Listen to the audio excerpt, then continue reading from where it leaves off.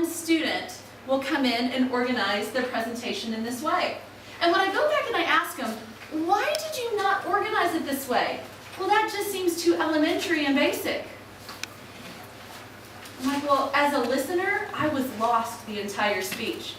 I mean, I've gotten to the end of presentations and said, and what was your presentation about? Because I didn't know. And a lot of it didn't necessarily have to do with their content. They had the right sources. They probably even had some good information. But because I couldn't tell how it was organized, I was so wondering, are we almost done? 3 things that you're going to do. Make them very specific things. So we're going to be covering 12 things, and in those 12 things, you'll probably hear more than that, based, coming out of our conversation.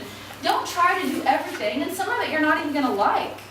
Just pick 2 to 3 things, and if you pick 2 to 3 things and you concentrate on those in your upcoming presentations after the holidays, most likely, you're going to see some results. When we get to 11, aren't you going to be feeling great?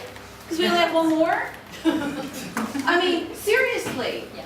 When you're in a presentation, when you're sitting there thinking, I wonder if we're at the beginning or the end, or in the middle. And the worst, and I'm going to cover this later on, is when someone says, use some of the skills that we're talking about today.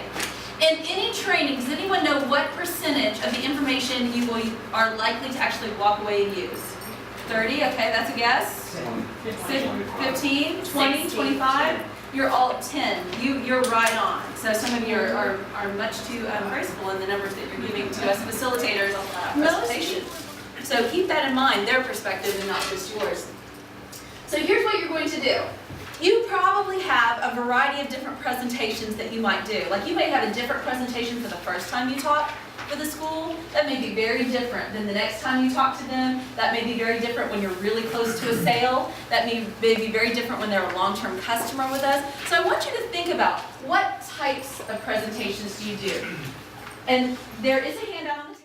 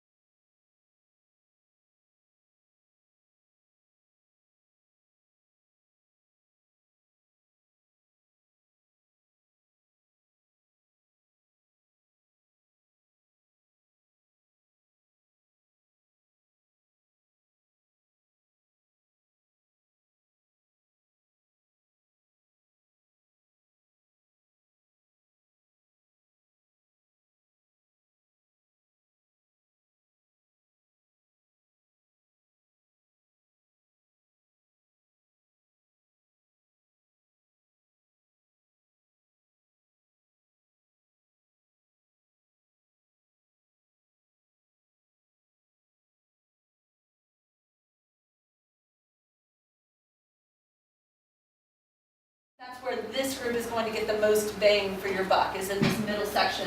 So some of the tips are going to be in relation to developing your presentations, some in relation to practicing, and some in relation to delivering your presentations. All right, here we go. Number 1. The first one is just the organization. Now this one